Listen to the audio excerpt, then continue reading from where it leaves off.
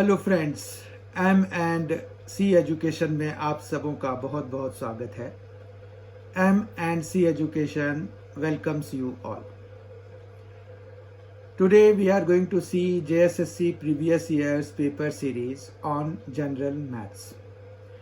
इसमें हम जो है आज का जो पेपर है हमने जो लिया है वो झारखंड SI दरोगा PT एग्ज़ाम सेट 3rd है, जिसका की डेट ऑफ एग्जाम जो है बिटवीन 25 अगस्त 2017 से 6 सितंबर 2017 के बीच। मतलब ये कि इन दो तिथियों के बीच में कभी भी ये एग्ज़ाम हुआ था। एग्जैक्ट डेट इस पर नहीं लिखा हुआ है तो इसलिए मैं भी आपको कंफर्म नहीं कर सकता, लेकिन बात ये है कि ये उन्हीं में से है।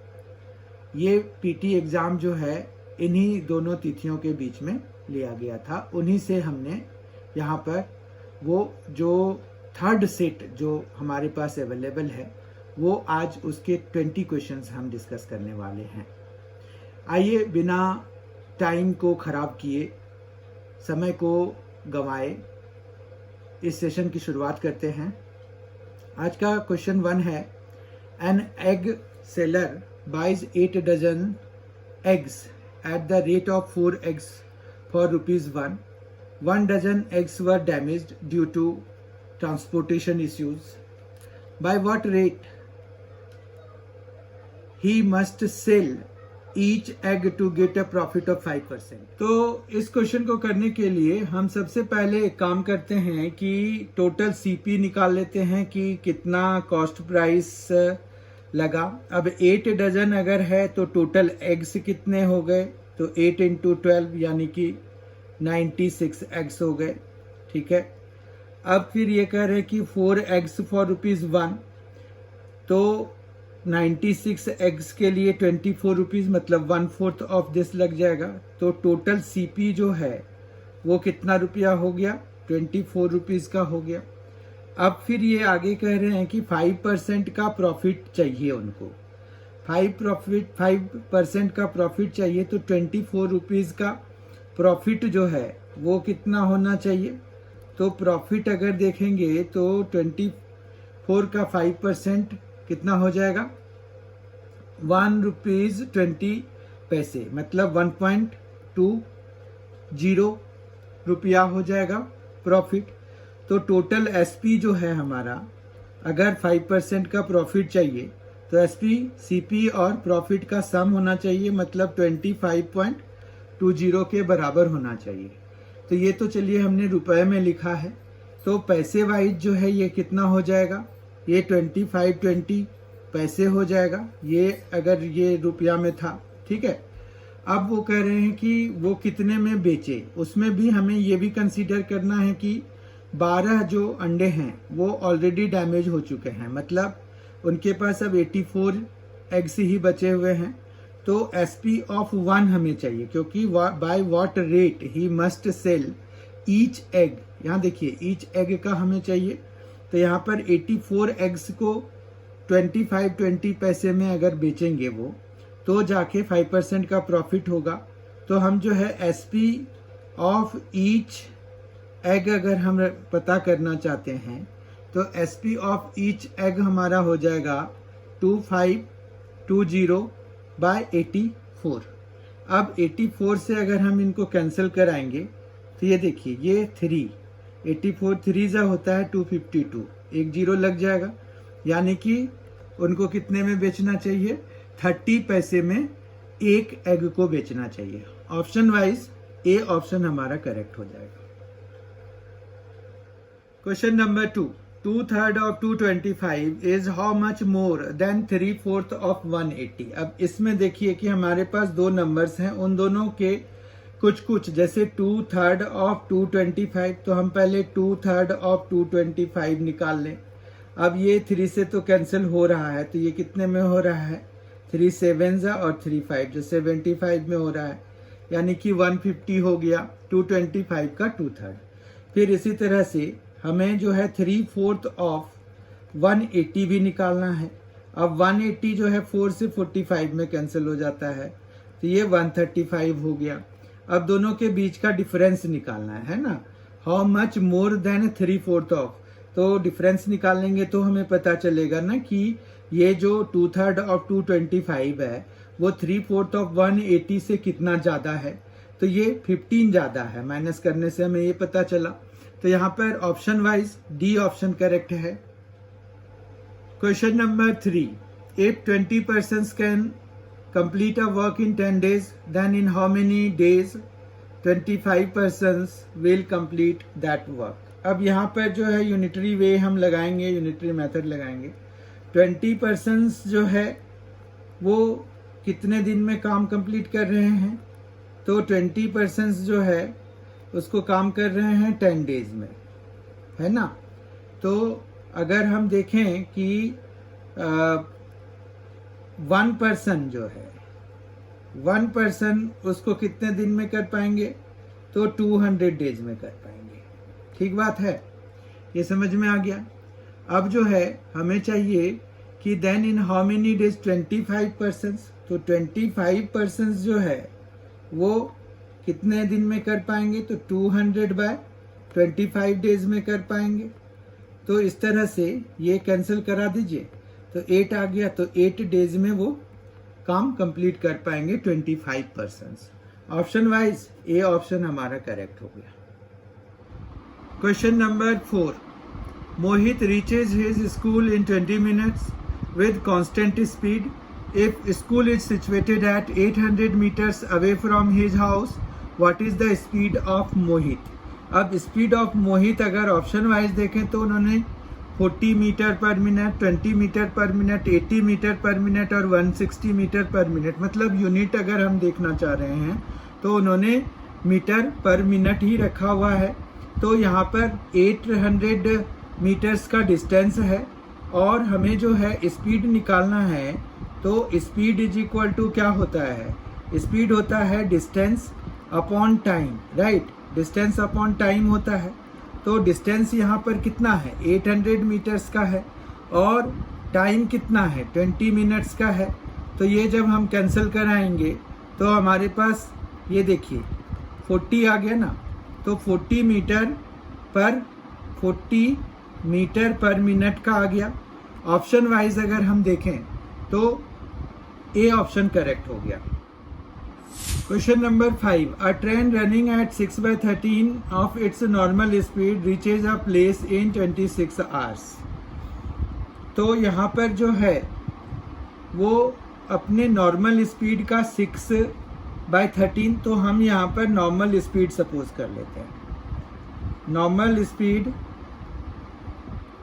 bx किलोमीटर पर आवर ले लेते हैं या जो भी यूनिट ले लेंगे, यहाँ पर कोई फर्क नहीं पड़ता कि क्या है। तो x किलोमीटर पर आवर ले लेते हैं। उसके बाद जो है ये नॉर्मल स्पीड ले लिया हमने। अब वो कह रहे हैं कि 6/13 नॉर्मल स्पीड से वो प्लेस इन, मतलब speed reaches a place in 26 hours. तो यहाँ पर टाइम जो है वो 26 आवर्स का है। तो डिस्टेंस हमें निकल जाएगा जहाँ पर कि वो जा रहे हैं। डिस्टेंस हो जाएगा 26 टाइम इनटू स्पीड कर देंगे और इनटू जो मतलब रिड्यूस्ड स्पीड है, वो नॉर्मल स्पीड नहीं, क्योंकि वो नॉर्मल स्पीड का नहीं है टाइम, वो है रिड्यूस्ड स्पीड का टाइम। आप समझिए इस चीज को। अ train running at 6/13 of its normal speed reaches a place in 26 hours, मतलब डिस्टेंस यहाँ ऐसे निकलेगा क्योंकि अपने नॉर्मल स्पीड से 6/13 टाइम्स चल रहा है वो। अब जो है यहाँ पर how much time could be saved if the train had run at its normal speed. तो यहाँ पर अगर एट नॉर्मल स्पीड देखेंगे तो नॉर्मल स्पीड जो टाइम टेकन है, normal speed time taken is equal to क्या हो जाएगा, ये हो जाएगा 26x इंटू 6/13 और अपॉन में कितना हो जाएगा, x हो जाएगा। ठीक है, तो यहाँ पर x से कैंसिल हो गया, तो ये 13 से 26 2 टाइम्स में, तो 12 आवर्स का समय लग रहा है। और अभी उसको कितना आवर्स का समय लगा था, 26 आवर्स का। तो time that could be saved जो है वो कितना आ जाएगा, time could be saved is equal to 26 hours minus 12 hours. तो ये कितना हो जाएगा 14 hours. तो 14 hours बचाया जा सकता था. इस तरह से सी ऑप्शन करेक्ट हो गया. Question number 6. What is the probability of getting a sum of 7 when 2 dice are thrown? अब देखिए यहाँ पर अगर हम 2 dice को थ्रो कर रहे हैं तो हम जो है सम ऑफ 7 कितने तरीके से गेट कर सकते हैं. तो यहाँ पर ये लेट ई जो है हम बना लेते हैं कि ई डिनोट्स द सम इज 7. ठीक है, यही पूछा है ना उन्होंने, सम इज 7. तो हम इवेंट इस तरह से बना लेते हैं. तो अब ई के लिए हम जो है यहाँ पर इवेंट बनाएंगे. अब यहाँ क्या कर रहे हैं कि 2 डाइस आर थ्रोन. तो 1 6, फिर 2 5, फिर 3 4, फिर 4 3, फिर 5 2, फिर 6 1. ठीक है, तो इस तरह से 1 2 3 4 5 6. तो हमारा जो एन ई है वो कितना हो गया 6 हो गया. और जब पेयर ऑफ डाइस हम फेंकते हैं तो हमारा नंबर ऑफ सैंपल स्पेस हो जाता है 36. इस तरह से पीई अगर हम देखेंगे तो वो हो जाएगा N E by number of sample space. It is 6 by 36. Cancel होके ये 1/6 आ गया. इस तरह से ऑप्शन वाइज बी ऑप्शन हमारा करेक्ट हो गया. Question number 7. Find the acute angle if 8 cos square theta is equal to 6. Very simple question. It is related to trigonometry. पहले अगर आप देखिए तो 8 cos स्क्वायर थीटा जो है 6 के बराबर है. तो cos स्क्वायर थीटा जो है वो 6/8. तो यानी कि cos थीटा, यहाँ पर देखिए ये 3 है, ये 4 है. तो ये cos थीटा क्या हो जाएगा √3/2. अब यहाँ पर है कि प्लस माइनस दोनों आ जाएंगे, लेकिन थीटा जो है उन्होंने कहा है एक्यूट है, तो इसीलिए हमें जो है इसमें प्लस ही लेना है. और ये हो जाएगा cos 30 डिग्री के बराबर. क्यों, cos 30 ही √3/2 के बराबर होता है. तो इस तरह से थीटा किसके बराबर है 30 डिग्री के बराबर. तो this implies theta is equal to 30 degree. और यही हमारा आंसर हो जाएगा. तो ए पार्ट हमारा करेक्ट है. ए ऑप्शन करेक्ट है क्वेश्चन नंबर 7 के लिए. Question number 8. A tree is broken by the wind. If the top of the tree struck the ground या touches the ground बोलना चाहिए, touches the ground at an angle of 45 degree and at a distance of 50 meters from the root, what was the original height of the tree? तो हम यहाँ पर original height निकालना चाह रहे हैं. तो लेट अस सपोज कि हमने ये ले लिया कि ट्री की ये टोटल लेंथ है. ठीक है, ए सी हमने ट्री की लेंथ ले ली और हमने ये भी सपोज किया कि वो बी पॉइंट पे ब्रेक हो गया. ठीक है, तो it is broken down by the wind and it touches the ground at a point B dash. ठीक है, ये देखिए इस तरह का फिगर हम बना सकते हैं. बी डैश पे टच कर रहा है एंड बी डैश पे जब टच कर रहा है तो वो जो है ground at an angle of 45 degree. तो ये भी हो गया हमारे पास 45 degree at a distance of 50 metre. ये 50 मीटर है. ठीक है, तो अब जो है ये तो 90 डिग्री है. अब इस वाले ट्रायंगल को देखिए ए बी बी डैश को. तो यहाँ पर in triangle A B B dash, ठीक है, tan 45 डिग्री अगर हम लगाएंगे तो वो आएगा A B by A B dash. ठीक है, तो हम अगर इनकी वैल्यूज लिख दें, जैसे tan 45 डिग्री की वैल्यू 1 होती है. अब ए बी जो है हमें पता नहीं है, पर ए बी डैश 50 का है, 50 मीटर दिया हुआ है. तो यहाँ से हमें ए बी की भी वैल्यू मिल गई 50 मीटर. मतलब ये लेंथ हमें ए बी जो है वो 50 मीटर का मिल गया. अब जो है हमें बी सी जो कि बी बी डैश के बराबर हो गया, क्योंकि यही जो है वो टूट करके आ गया ना इधर. ये देखिए ऐसे हो गया. ठीक है, यही टूट के यहाँ पर पहुंच गया. राइट, तो इसका मतलब ये है कि ये जो बी सी है वही बी बी डैश के बराबर है. तो हम जो है बी बी डैश की वैल्यू निकालने के लिए कौन सा रेशियो निकालें? हमें बेस दिया हुआ है, हाइपोटेनियस बी बी डैश है. तो बेस और हाइपोटेनियस को कौन को रिलेट कराता है, कौन रिलेटेड उनको आपस में कौन सा रेशियो जो है रिलेट कराता है, तो वो है कॉस। तो कॉस 45 डिग्री जो है वो हो जाएगा A B dash by B B dash, right, B B dash हो जाएगा।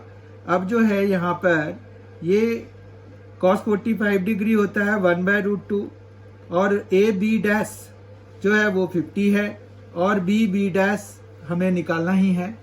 तो यहाँ पर जो है बी बी डैश कितना आ जाएगा, वो हो जाएगा 50√2 के बराबर हो जाएगा। ठीक है, 50√2 के बराबर हो जाएगा। तो इतना मीटर ये है और यही आपको बताया गया कि यही टूट के ये बना है।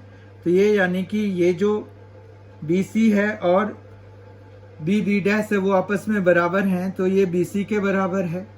अब हमें जो है टोटल लेंथ जो है वो निकालना है उस ट्री का before broken down, it was broken down. तो यहाँ पर टोटल लेंथ हमारा AC है जो कि AB प्लस BC के बराबर है और AB हमने अभी निकाला 50 और BC हमने निकाला 50√2। तो ये जो है टोटल कितना आ गया, ये आ गया 50, कॉमन ले लीजिए दोनों से, तो यहाँ आ जाएगा 50 ब्रैकेट से बाहर, ब्रैकेट के अंदर में आएगा 1 + √2 और इतना मीटर हो गया। ठीक है, ऑप्शन वाइज अगर हम देखें तो हमारा ए ऑप्शन करेक्ट है।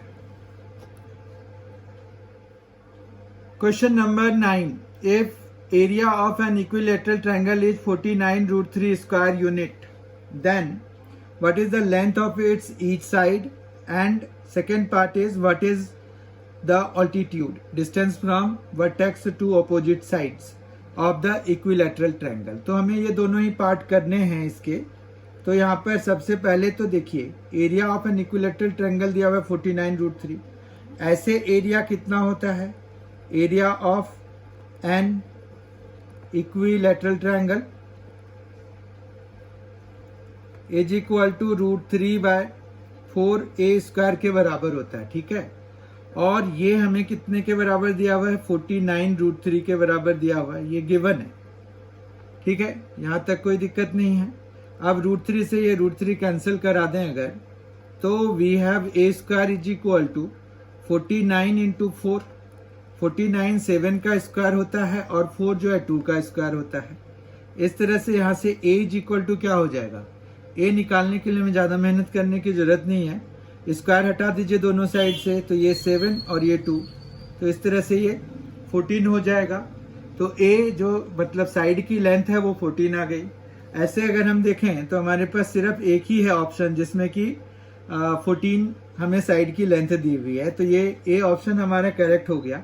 पर फिर भी आदतन हमें वेरीफाई भी कर लेना चाहिए कि दूसरा वाला सही है कि नहीं है। तो ऑल्टीट्यूड जो है, ऑल्टीट्यूड इसका इक्विलेटरल ट्रायंगल का क्या होता है, तो ऑल्टीट्यूड के लिए लेंथ जो है इसका क्या, √3/2a के बराबर होता है ना। तो यहाँ पर क्या आ जाएगा, √3/2 × 14 हो जाएगा। तो ये 2 से ये 7 में कट गया, तो ये 7√3 आ गया। तो 7√3 यूनिट है और ये भी a जो है हमारा इतना यूनिट के बराबर था, 14 यूनिट्स के बराबर, ये भी 7√3 यूनिट्स के बराबर हो गया। तो वो दोनों ही सही हो गया, तो ए ऑप्शन हमारा करेक्ट हो गया। Question number 10, water is taken out from a tank which is full of water. The shape of the tank is cuboidal with its length 4 meters, width 1.5 meters and depth 80 centimeter. If water is running out at a rate of 120 cubic centimeter per second, then level of water in centimeter in the tank after 6 minutes is। अब यहाँ पर हमें जो है 6 minute में कितना खाली हो गया, उसके बाद जो वाटर का लेवल है वो हमें पता करना है। तो यहाँ पर जो है सबसे पहले तो ये देखिए कि इसका इनिशियल वॉल्यूम कितना था। तो वॉल्यूम हम ओरिजिनल वॉल्यूम को V से डिनोट कराते हैं अगर, तो 400, क्योंकि 4 मीटर है तो सेंटीमीटर में 400 मीटर हो जाएगा, क्योंकि इन सेंटीमीटर हमें चाहिए।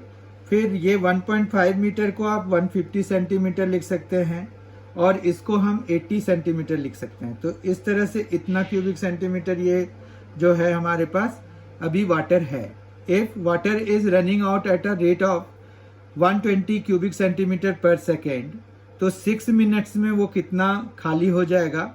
तो यहाँ पर क्या हो जाएगा, वाटर ड्रॉन आउट, ठीक है, water drawn out in 6 minutes is equal to कितना हो जाएगा 120 इंटू, ये पर सेकेंड है, ठीक है, तो 6 मिनट में 6 इंटू 60 इतना वाटर निकल जाएगा। तो हमारे पास रिमेनिंग वाटर या रिमेनिंग वॉल्यूम ऑफ वाटर, तो रिमेनिंग वाटर हम निकाल लेते हैं, वो कितना बचा रह जाएगा, तो ये माइनस ये, मतलब ये जो ओरिजिनल वॉल्यूम है उसमें माइनस कराना पड़ेगा ये। तो हमने यहाँ पर 400 into 150 into 80 minus 120 into 6 into 60 कर दिया, ठीक है, इतना समझ में आ गया। अब जो है इनको अगर हम सॉल्व करने की कोशिश करेंगे तो फिर कितना आएगा, यहाँ पर देखिए ये 2 जीरोज तो हम कॉमन ले सकते हैं, तो 2 जीरोज हम कॉमन ले लेते हैं, एक्चुअली 400 पूरा ही कॉमन ले लेते हैं। कैसे, यहाँ से 4 कॉमन ले लेते हैं, तो हमारे पास इसमें 15 इंटू 8 बचेगा, ठीक है, और एक्चुअली 150 इंटू 80 बचेगा, क्योंकि 2 जीरोज तो हमने यहाँ से ही कॉमन लिए हैं और 4 भी कॉमन लिया, ये 12 में से 4 लिया था कॉमन, तो यहाँ पर 3 बचेगा, 2 जीरोज हमने लिए हैं यहाँ से, तो ये 120 का भी एक जीरो गया है, 60 का भी एक जीरो गया है, तो यहाँ पर जो है 3 इसमें से बचेगा, इसमें से 6 और इसमें से भी 6, ठीक है, इतना समझ में आ गया। तो इस तरह से हमारे पास ये 400 है इंटू यहाँ पर कितना आ जाएगा 15 इंटू 8, तो 120 हो गया, ठीक है, और यहाँ पर 2 जीरोज और भी लगेंगे, और माइनस ये कितना आ गया 36 इंटू 3, तो 108 होता है, इतना आ जाएगा, समझ में आ रही बात। तो ये आ गया हमारा 400 इंटू, ये माइनस होने के बाद कितना आएगा 2, फिर यहाँ पर 9, फिर यहाँ पर 8 और फिर 1, ठीक है, तो 11,892 हो गया इंटू 400 हो गया, इतना क्यूबिक सेंटीमीटर जो है उसमें वॉल्यूम अभी बचा हुआ है। अब हाइट हमें अगर पता करना है तो इसको हमें जो है डिवाइड कराना पड़ेगा किससे, एरिया ऑफ बेस से, ठीक है, एरिया ऑफ बेस से अगर हम कराएंगे तो height of water is equal to हो जाएगा 400 इंटू 11892, और डिवाइड हमें किससे कराना है, डिवाइड कराना है इसके एरिया से, इसका एरिया है 400 इंटू 150, ठीक है, ये कैसे 4 मीटर इसकी लेंथ है और विड्थ है 1.5 मीटर यानी कि 150 सेंटीमीटर, तो 400 से तो 400 कैंसिल करा दीजिए। अब 150 से कैंसिल कराएंगे इसको, जितना भी आएगा तो वही हमारा आंसर हो जाएगा। अब यहाँ पर अगर हम देखें 150 से अगर हम इसको कैंसिल कराते हैं तो हमें कितना आता है, 150 से हमें 11892 को कैंसिल कराना है, ठीक है, तो ये आ जा रहा है हमें 79.28, तो इतना सेंटीमीटर है। ऑप्शन वाइज अगर हम देखेंगे तो डी ऑप्शन हमारा करेक्ट है। ये आप कैलकुलेट करके देख सकते हैं, 11892 को 150 से जब आप डिवाइड करेंगे तो 79.28 सेंटीमीटर आएगा। Question number 11, angle eight vertex of N isosceles triangle is 12 degree more than one of the angles eight base.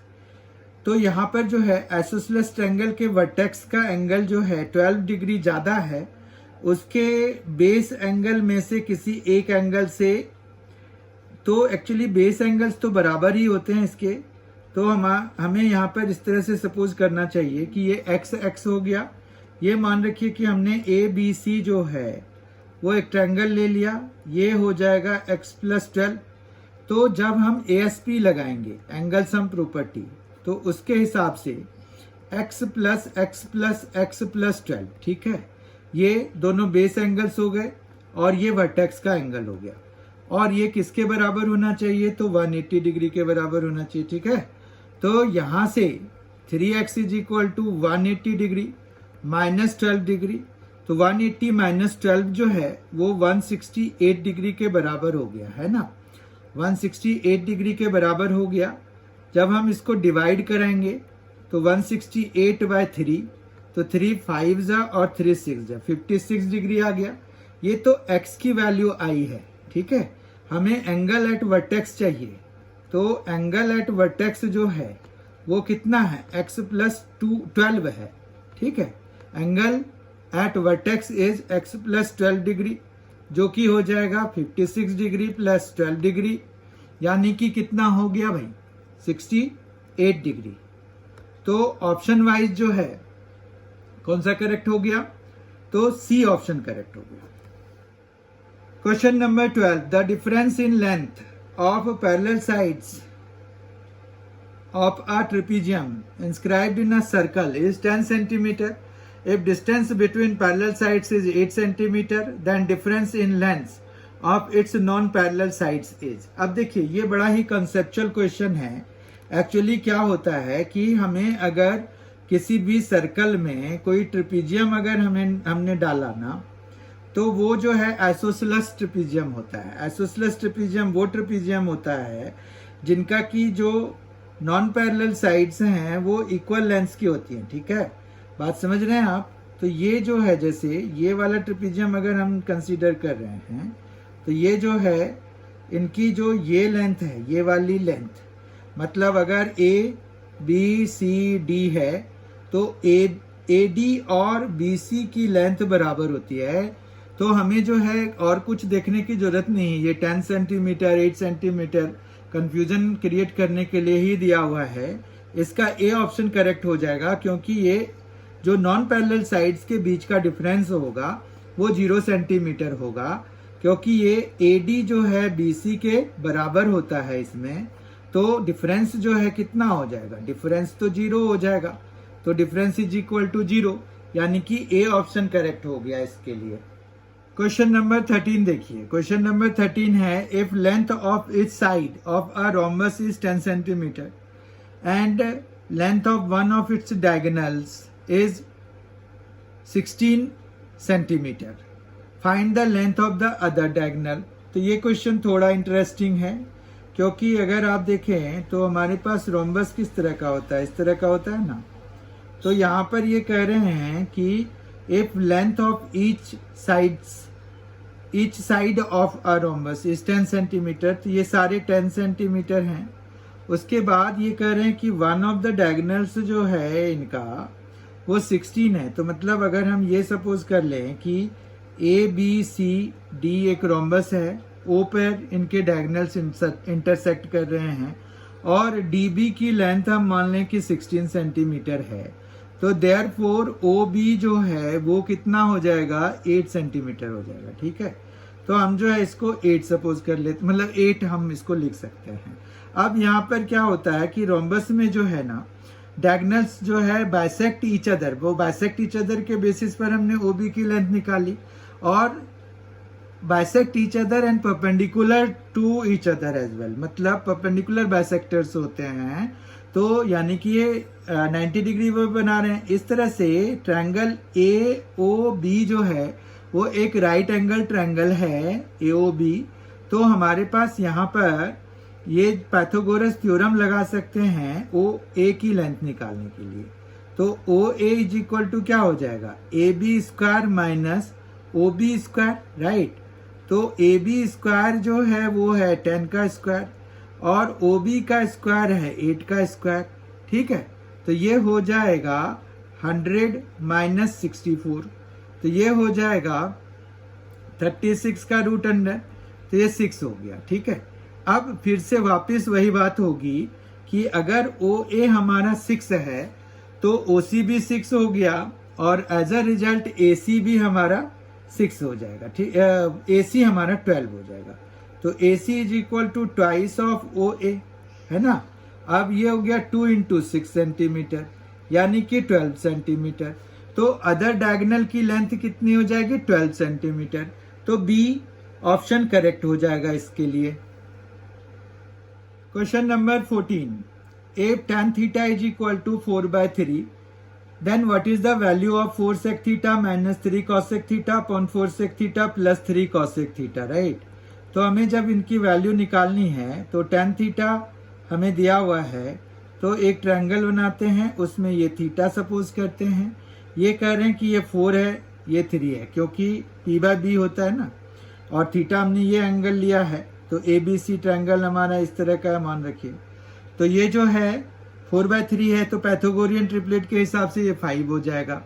अब अगर हम 4 sec theta minus 3 cos sec theta upon 4 sec theta plus 3 cos sec theta की value निकालना चाहते हैं, तो 4 into sec theta, सेक होता है h/b, ठीक है, तो ये 5/3 आ जाएगा, माइनस कॉसेक यानी कि 3 इंटू कॉसेक जो होता है वो h/p होता है, तो 5/4।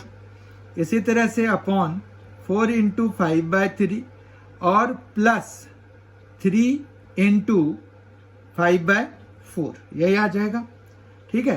तो अब इनको सॉल्व कर देते हैं, तो ये आ जाएगा 20 इंटू 4 तो 80 हो गया, माइनस ये 15 है इंटू 3 तो 45 हो जाएगा, और अपॉन एलसीएम तो दोनों का 12 ही है, तो वो कैंसिल ही हो जाएगा।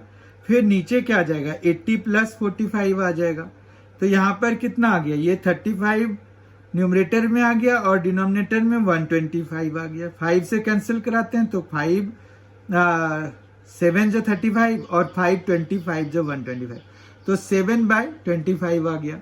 ए ऑप्शन हमारा करेक्ट हो गया। Question number 15, from the top of a cliff 80 metre high, the angle of depressions of the top and bottom of a tower are observed to be 30 degree and 45 degree respectively. The height of the tower is, अब यहाँ पर देखिए सबसे पहली बात यह है कि क्लिफ और टावर दो चीजें दी हुई हैं। सबसे पहला जो है हमें डिसाइड करना होता है कि कौन छोटा है। अब यहाँ पर अगर देखें तो क्लिफ के टॉप से जो है हमें डिप्रेशन से ही दोनों का लिखा हुआ है, depression of top and bottom. तो यहाँ पर टॉप ऑफ द क्लिफ मतलब क्लिफ बड़ा हो गया ना, वहां से अगर हमें दोनों जो टावर है उसके टॉप का भी डिप्रेशन दिया हुआ है और बॉटम का भी डिप्रेशन दिया हुआ है, तो ये कुछ इस तरह का बनेगा कि यहाँ पर से ये अटैच हो गया और इसी तरह से ये वाला हमारा अटैच हो जाएगा, ठीक है। और डिप्रेशन एंगल तो हम जो है ये जो हॉरिजॉन्टल के साथ में जितना एंगल, जैसे ये है तो 30 डिग्री बना रहा है, तो यहाँ पर ये 30 डिग्री हो जाएगा। फिर ये जो है 45 बना रहा है, तो ये वाला पार्ट 45 हो जाएगा। ये इसलिए हो जाएगा क्योंकि ये जो है पैरेलल हो गया इसके ना, हॉरिजॉन्टल के पैरेलल हमने यहाँ पर एक वो वर्चुअल लाइन खींच देते हैं, तो इस तरह से ये अल्टरनेट हो गया ना, ये वाला भी इसके पैरेलल हो गया, ये वाला भी इसके पैरेलल हो गया। ये 30 अल्टरनेट एंगल यहाँ पर आ जाएगा, ये 45 अल्टरनेट एंगल यहाँ आ जाएगा, ठीक है। आपको समझ में आ गया होगा। अब इसके बाद अगर हम आगे बढ़ें तो यहाँ पर पहली बात तो यह है कि क्लिप की हाइट हमें दे दी गई है, ठीक है। अब ये ऐसे कर लें कि ABC कर लें और DE कर लें, तो कोई दिक्कत नहीं है। फिर आप ये भी देखिए कि DE जो है वो हमारा CB के बराबर होगा। DE जो है वो CB के बराबर क्यों होगा, क्योंकि ये जो है ये एक रेक्टेंगल का काम कर रहा है, ये 90 है, ये भी 90 है, इस तरह से, ठीक है। और फिर हमने यहाँ पर ये लाइन भी उसी हिसाब से खींचा होता है, तो ये तो चलिए ये हो गया कि हमारा ये बराबर हो गया। अब जो है इन ट्रायंगल ABE की बात करें अगर, तो tan 45 degree is equal to कितना हो जाएगा, tan 45 degree is equal to हो जाएगा AB/BE, AB/BE हो जाएगा। इस तरह से हमें यहाँ से BE की लेंथ मिल जाएगी जब हम tan 45 डिग्री की जगह 1 और AB की जगह पे 80 लिखेंगे, तो ये BE हमारा बेसिकली BE जो है 80 मीटर के बराबर हो गया, कोई दिक्कत नहीं है यहाँ तक।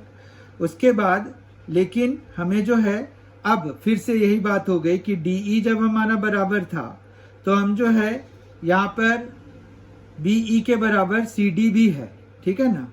ऑल्सो ये जो है C D is equal to B E, ठीक है, एज वो ए नहीं है यहाँ पर, B E D C is a rectangle. ये रेक्टेंगल है, बी ई डी सी जो है वो एक रेक्टेंगल है, तो उनके ऑपोजिट साइड्स बराबर होते हैं। इस वजह से सी डी जो है बी ई के बराबर हो गया। तो देयरफॉर सी डी की लेंथ कितनी हो गई, C D is equal to B E, हमने 80 मीटर निकाला है अभी, तो ये 80 मीटर के बराबर हो जाएगा। ठीक है, अब सी डी आ गया। अब इन ट्रायंगल ए सी डी ले लेते हैं। तो ए सी डी लेंगे अगर, तो हमें चूंकि ए सी की लेंथ निकालनी है और सी डी की लेंथ हमें पता है, तो हम tan 30 डिग्री लगा लेते हैं, क्योंकि परपेंडिकुलर और बेस को तो tan रेशियो ही रिलेट करता है। तो ये आ जाएगा AC बाय CD। ठीक है, अब tan 30 तो 1/√3 होता है। AC हमने अभी निकालना है और ये CD जो है हमें पता है, CD है 80। तो इस तरह से AC इज इक्वल टू कितना आ गया, 80/√3। अब हमें फाइनल जो निकालना है वो है कि BC कितना है ना। BC जैसे निकल जाएगा, या CB कह लीजिए, CB जैसे निकल जाएगा तो DE निकल जाएगा। तो CB इज इक्वल टू जो है वो है AB माइनस AC के बराबर। ये पूरा लेंथ ले लें और इधर AC माइनस करा दें। तो AB जो है, AB हमारे पास टोटल आया दिया हुआ है 80, ठीक है, और माइनस करा रहे हैं हम 80/√3। ठीक है, तो यहां पर यही हो गया कि 80 माइनस 80/√3 इतना मीटर जो है वो है हाइट ऑफ द टावर। तो ऑप्शन वाइज अगर हम देखें तो 80 माइनस 80/√3, 80 माइनस 80/√3, ये जो 80/√3, 80 माइनस 80/√3, सी ऑप्शन करेक्ट है। Question number 16, a rhombus having diagonals 5√2 centimeter and 6√2 centimeter is carved out from a square whose diagonal is 16√2 centimeter. Find the area in centimeter square of the remaining part. क्या कह रहे हैं कि ये जो है एक स्क्वायर से, स्क्वायर की साइड जो है डायगोनल की लेंथ दी हुई है। तो डायगोनल अगर हमें दिया हुआ है तो diagonal of square is equal to क्या होता है, a√2, और ये हमें दिया हुआ है 16√2 के बराबर। तो √2 से √2 कैंसिल हो गया, तो this implies a is equal to 16 centimetre हो गया। तो एरिया ऑफ स्क्वायर हमें मिल जाएगा, एरिया ऑफ स्क्वायर क्या मिल जाएगा, वो हो जाएगा 16 स्क्वायर यानी कि 256। ठीक है, उसके बाद यहाँ पर ऑल्सो D1 जो है वो दिया हुआ है 5√2 सेंटीमीटर, D2 जो है वो दिया हुआ है 6√2 सेंटीमीटर। तो एरिया जो होगा, एरिया ऑफ रोम्बस जो होगा वो होगा half into D1 into D2, ये हो जाएगा हाफ। D1 है 5√2 और D2 है 6√2। ये देखिए √2 2 हो गया, 2 से 2 कैंसिल हो गया, तो ये आ गया 5 6 30 सेंटीमीटर स्क्वायर इसका एरिया हो गया। और इधर 256 सेंटीमीटर स्क्वायर निकला था। तो रिमेनिंग एरिया जो है, हमें पूछ रहे हैं ना रिमेनिंग पार्ट का एरिया, तो रिमेनिंग एरिया हम निकालेंगे। तो remaining area is equal to हो जाएगा 256 centimetre square minus 30 centimetre square, तो ये हो जाएगा 226 सेंटीमीटर स्क्वायर। ऑप्शन वाइज अगर हम देखें तो ए ऑप्शन करेक्ट हो गया हमारा। Question number 17, a wheel of radius 35 centimetre, R is equal to 35 centimetre है। Number of revolutions in 1 second is equal to 2 है। तो हमें जो लेंथ है, length covered in 1 second is equal to क्या हो जाएगा, तो यहाँ पर जो है 2 नंबर ऑफ रिवॉल्यूशंस हो गया, 2 पाई की जगह पे 22/7, आर की जगह पे 35, 7 5 35, ठीक है। तो ये आ गया हमारे पास 22 44 88 इंटू 5, 88 इंटू 5 कितना हो जाएगा, 440 हो जाएगा।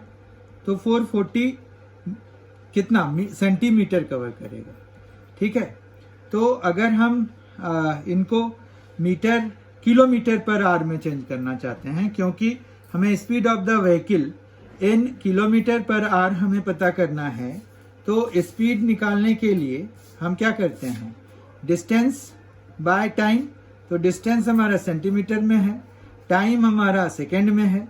तो सेकंड को हमें आवर में चेंज कराने के लिए 3600 से डिवाइड कराना पड़ेगा। रिमेंबर ये डिनोमिनेटर में है, और न्यूमरेटर को भी सेंटीमीटर को पहले मीटर में चेंज करने के लिए 100 से, और फिर उसको किलोमीटर में चेंज करने के लिए, मीटर को किलोमीटर में चेंज करने के लिए हमें 1000 से फर्दर मल्टीप्लाई कराना पड़ेगा, मतलब डिवाइड कराना पड़ेगा 440 सेंटीमीटर को।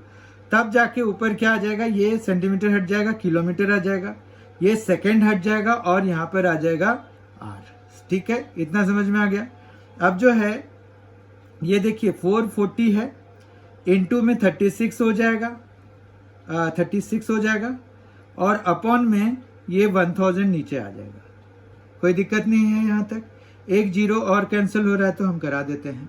तो हमारे पास यहाँ पर आ गया 36 इंटू 44, 36 इंटू 4 होता है 144, तो 144 का 4 तो 14 बचा, 36 4 जब 144 फिर से प्लस 14 तो 158 हो गया, तो 1584 हो गया, और अपॉन में 100 हो गया। तो हम जब 1584 डिवाइडेड बाय 100 कराएंगे तो 15.84 आएगा। तो इतना किलोमीटर पर आवर की स्पीड है। तो ऑप्शन वाइज ए ऑप्शन हमारा करेक्ट है। Question number 18, what is the capacity of a swimming pool in metre cube whose length is 14 meter, width is 8 meter and whose depth is increasing from 1 meter to 5 meter। Actually क्या है, swimming pool है ना, तो उसकी जो depth है वो धीरे धीरे ज़्यादा होता जाता है। जैसे हम नीचे उतरना शुरू करते हैं तो उन्होंने वही दिया हुआ है कि 1 मीटर से 5 मीटर तक। तो हम जो है एवरेज डेप्थ निकालेंगे पहले, और उसके बाद ही हम इसकी वॉल्यूम निकालेंगे, ठीक है। तो यहाँ पर एवरेज डेप्थ निकाल लीजिए इसका। तो एवरेज डेप्थ जो है वो हो जाएगा 1 + 5/2, यानी कि 3 मीटर का एवरेज डेप्थ हो गया। और जो है अब वॉल्यूम निकालना है, तो वॉल्यूम इज इक्वल टू हो जाएगा 14, लेंथ है, विड्थ है 8 और डेप्थ है 3। तो यानी कि ये आ जाएगा 14 इंटू 24, 24 4 = 96, 9 24 1 = और 9, तो 24 और 9 33, तो 336 मीटर क्यूब हो गया। ऑप्शन वाइज डी ऑप्शन हमारा करेक्ट हो जाएगा। Question number 19, a wire of 54 centimeter is bent to form an equilateral triangle। मतलब क्या हुआ, वायर को अगर बेंड करके बना रहे हैं तो उन्होंने पेरीमीटर दे दिया ना ट्रायंगल का, तो पेरीमीटर इक्विलेटरल ट्रायंगल है वो भी। तो हमें पता है कि इसमें सारी साइड्स बराबर हैं, तो ये x ये x ये x, तो 3x अगर 54 सेंटीमीटर के बराबर है तो x जो है कितना हो जाएगा 54/3, तो ये आ जाएगा 18, है ना, 18 सेंटीमीटर की उसकी एक साइड की लेंथ हो गई। What is the area of the triangle. अब एरिया जो है इसका क्या होता है, एरिया होता है √3/4 a² या x² हो जाएगा, क्योंकि हमने अभी x माना है साइड की लेंथ को, तो 3/4 इंटू 18² हो जाएगा। तो ये जो है कितना आ जाएगा, यहाँ पर देखिए अगर √3 इंटू 18 कर लें अपॉन 4 कर लें, तो 4 2 से इसको 9, फिर 2 से इसको 9, तो इस तरह से हमारे पास 81 √3 81√3 सेंटीमीटर स्क्वायर इसका एरिया आ जाएगा। ऑप्शन वाइज ए ऑप्शन हमारा करेक्ट हो जाएगा। Question number 20, one card is taken out from a pack of cards, what is the probability of getting a black card और अ जैक। अब देखिए यहाँ पर जो है एक से जो पैक ऑफ प्लेइंग कार्ड्स हैं हमारे पास, टोटल नंबर ऑफ कार्ड्स 52 होते हैं, उनमें नंबर ऑफ ब्लैक कार्ड्स कितने होते हैं। तो नंबर ऑफ ब्लैक कार्ड्स की बात करें अगर, तो देयर आर 26 ब्लैक कार्ड्स। उसके बाद नंबर ऑफ जैक,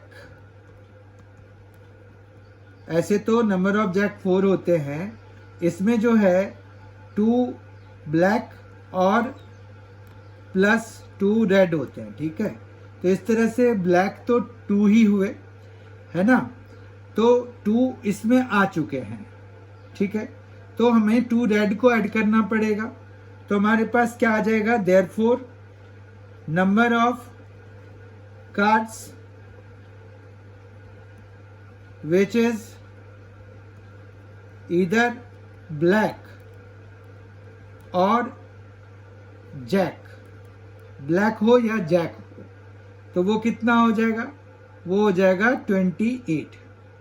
तो सो प्रोबेबिलिटी कितनी हो जाएगी इसकी, प्रोबेबिलिटी इज इक्वल टू हो जाएगी इसकी 28/52।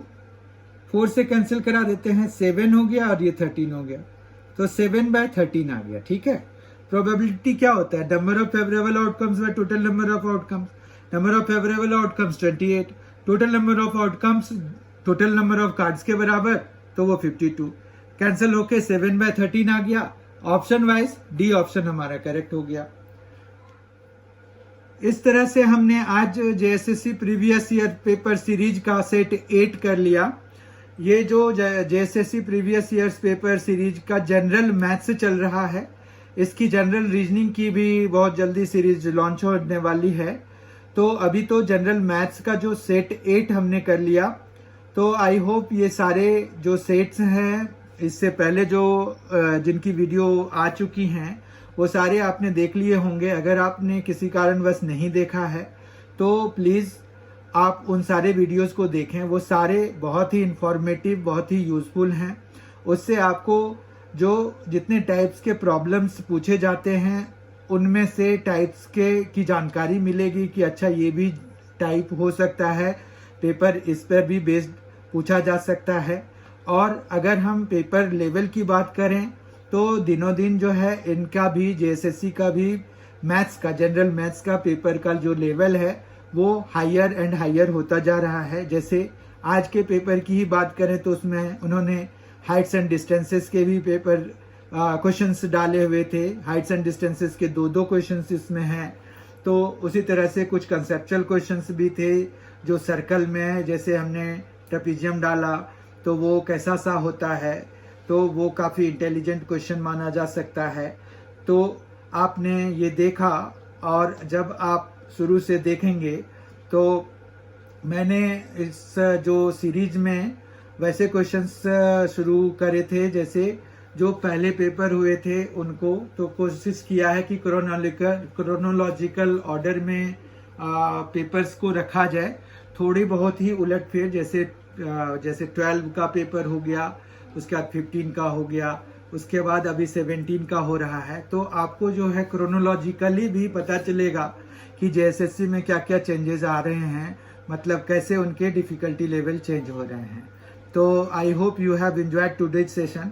इन the next session we will see set 9 ninth set of JSSC previous years paper series of general maths. तो सेट 9 में भी आप लोग जो है प्रेजेंट रहेंगे, आप उनकी भी वीडियोस आपको बहुत जल्दी अवेलेबल करा दी जाएगी और आप उन्हें भी देखेंगे और समझने का प्रयास करेंगे। अगर कोई प्रॉब्लम आएगी तो आप उनको कमेंट बॉक्स में ज़रूर बताएंगे कि आपको कहाँ पर प्रॉब्लम आ रही है, या what improvements you want to see in the video. तो आप वो सारी चीज़ें बता देंगे, तो हम कोशिश करेंगे कि उनको हम जो है जितना अर्लीस्ट पॉसिबल नेक्स्ट वीडियो में उनको इनकॉर्पोरेट करेंगे. Thank you so much for being with us. Thanks a lot. Enjoy yourself.